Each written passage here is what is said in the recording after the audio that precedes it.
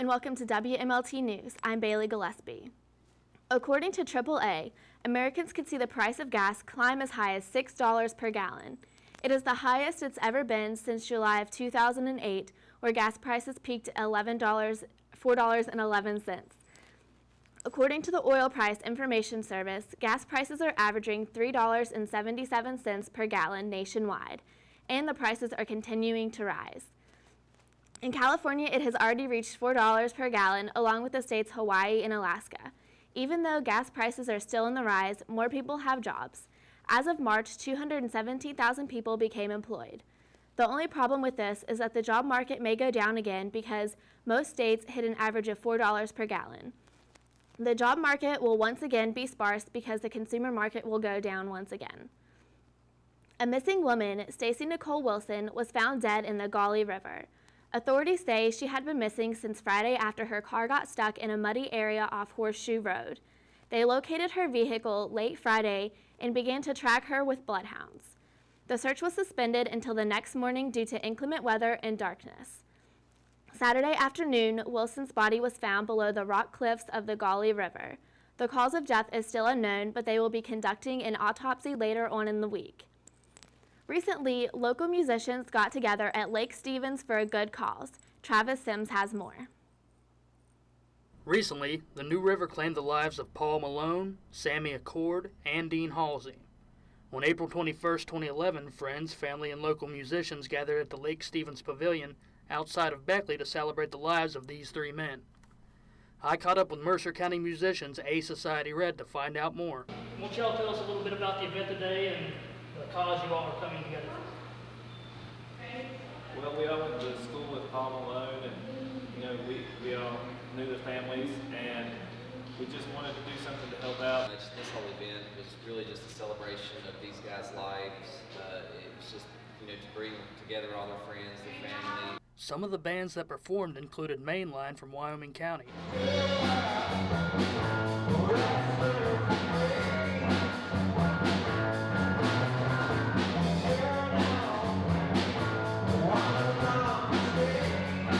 Jason Atkins from Raleigh County,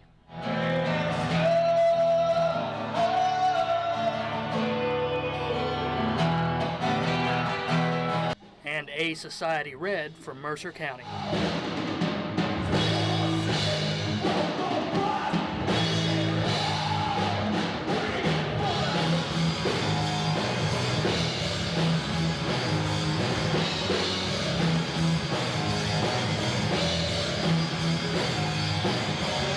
I caught up with fans to see what they thought of the show. It's been a blast. It's been a ball. Love the music. All right, how'd you like the show today? I think it was awesome. It's really, really wonderful that so many people came out to support this, and it was for a great cause, and the turnout was amazing. We couldn't have asked for any more. All proceeds from this event went to the victims' families of the New River tragedy. If you wish to keep up with the local alternative music scene, you can find these bands and more on Facebook. Thanks for watching. Until next time, I'm Travis Sims, reporting for WMLT.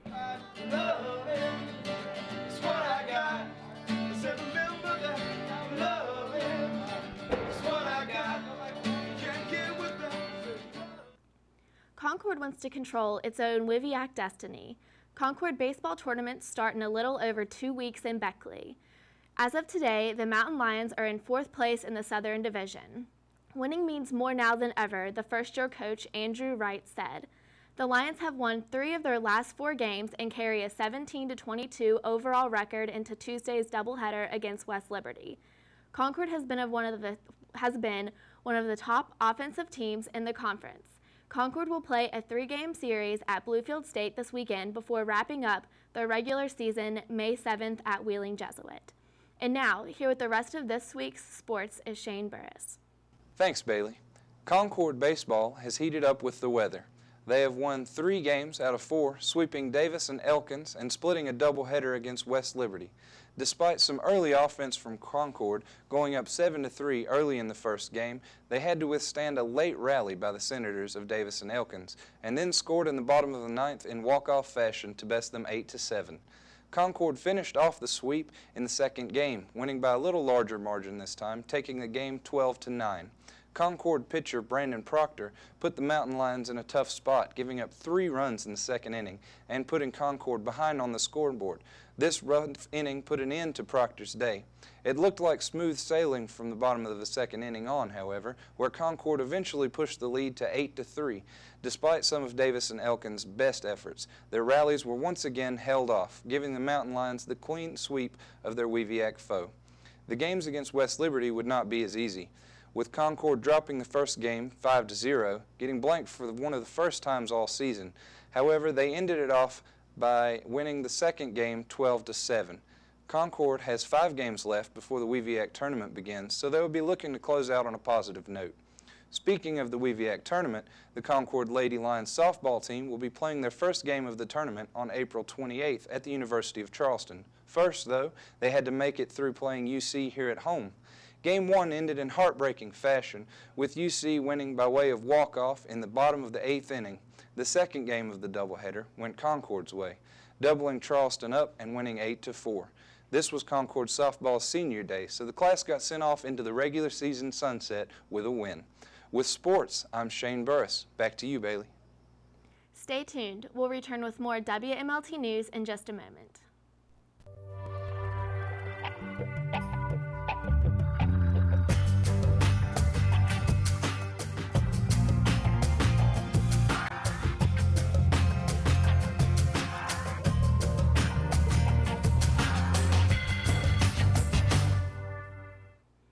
Welcome back to WMLT News. This week, an Army private from Indiana was given a very rare, groundbreaking surgery at Brigham Hospital, a complete facial transplant. 10 years ago, 30-year-old Mitch Hunter saved a woman's life by pushing a live electrical wire off of her as she was involved in a car accident. Hunter suffered a severe shock that left him with a prosthetic leg, nose, and severely scarred face. However, recently a young man who remains anonymous was a match for Hunter's facial tissue. After the okay from the family, the transplant was approved. The surgery required a medical team of over 30 physicians as well as a nurse and anesthesiologist. The whole surgery lasted over 14 straight hours, but was completely successful. There has been no statement from Hunter, but the donor's family issued a statement to the hospital which said, "It is a gift to us to know that another young man's life could be so positively changed because of our son's giving spirit." The surgery is the 3rd face transplant performed at Brigham Hospital and the 4th performed in the U.S. The royal wedding of Prince William and Catherine Middleton was held Friday, April 29th. The guest list for this event was filled with many familiar names, such as David and Victoria Beckham, along with Sir Elton John. Reporter Kate Nichols said that the only risk of having Victoria Beckham, the former Spice Girl, at your wedding is the risk of being upstaged. There did not seem to be room on the guest list for the Obamas or President Nicholas of France, along with his wife Carla. 1,900 invitations were sent out for the Westminster Abbey service. 600 of the guests were invited to a lunch thrown by the Queen, while only 300 were invited to dance and dine that night at the palace. And now, with more about 2011's Greek Week here at Concord University is Marilee McAuliffe. Thanks, Bailey. The sororities Greek Week started off with football Monday night. Alpha Sigma Alpha came in first place. Tuesday night was volleyball with Delta Zetas coming in first place. Swimming and a quiz bowl were also on Tuesday night. Sigma Sigma Sigma received first place overall for the swimming races. For the quiz bowl, Delta Zeta came in first. And Wednesday consisted of an eating contest, cornhole, a relay race, a balloon toss, and tug of war for the sororities. In the eating contest, Delta Zeta came in first.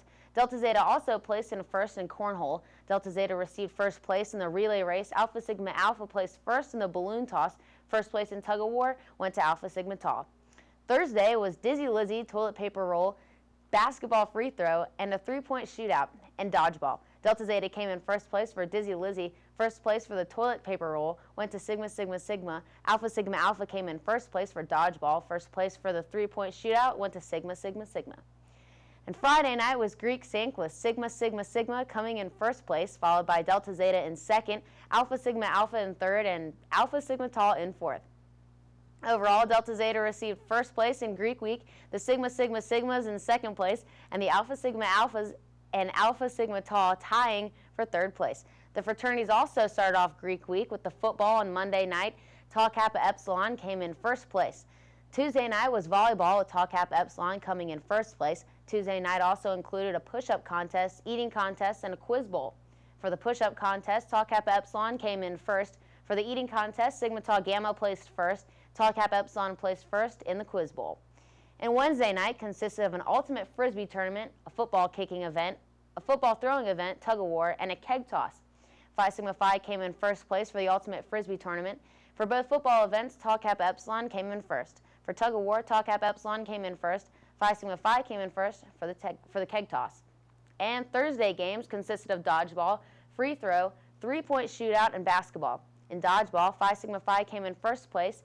In free throws, Phi Sigma Phi in first. Three-point shootout, Phi Sigma Phi in first. And basketball, Tau Kappa Epsilon came in first. Friday night was Greek sync for the fraternities, with Sigma Tau Gamma coming in first place, followed by Phi Sigma Phi in second, Pi Kappa Phi in third, and Tau Kappa Epsilon in fourth. Overall, Tau Kappa Epsilon was first in Greek week, Phi Sigma Phi in second place, Pi Kappa Phi in third place, and Sigma Tau Gamma in fourth place. And that's it for Greek week. Back to you, Bailey. Our Trish St. Clair took time to visit the Green Valley Roller Girls in Bluefield, West Virginia, filed this report. I headed over to the Green Valley skating rink to check out the Green Valley Roller Girls. That's where I ended up talking with Meredith Massey, aka Cha-Cha Slam Her, with some details about the sport. Roller derby is a contact sport on quads by the Women's Flat Track Association, so we can play on any surface, wood, concrete, sport court. As long as you have, the dimensions of the track, you can put it down. There's 10 girls on the track at all times, 5 from each team. Of those 5, you have 4 blockers, and then you have 2 jammers, 1 from each team. Your jammers are the ones who are the only people who can score. Every person that they pass on the opposite team, when they go through the pack of blockers, they get a point for. So every time they make a lap, they can rack up 4 points. After she explained the rules, I asked the girls what their favorite part of derby is, and everyone seemed to have the same answer. Definitely hitting people. Getting to hit people. The hard hits. Ladies, if you're interested, Green Valley won't be the only place around to play derby. Well, in Monroe County, we feel like there is a need for a little bit of recreation. We don't really have any women sports in Monroe County, so we're going to try to incorporate Monroe and Greenbrier County and start a new team over there. Roller derby is a fast-paced, fun sport for girls of all types, and there's a little something extra I didn't expect to hear from the girls. I've played sports all my life, and it's something about derby. It's almost like a group of sisters. I've never had that type of bond before. This is Trish St. Clair reporting from Green Valley Roller Rink. Back to you.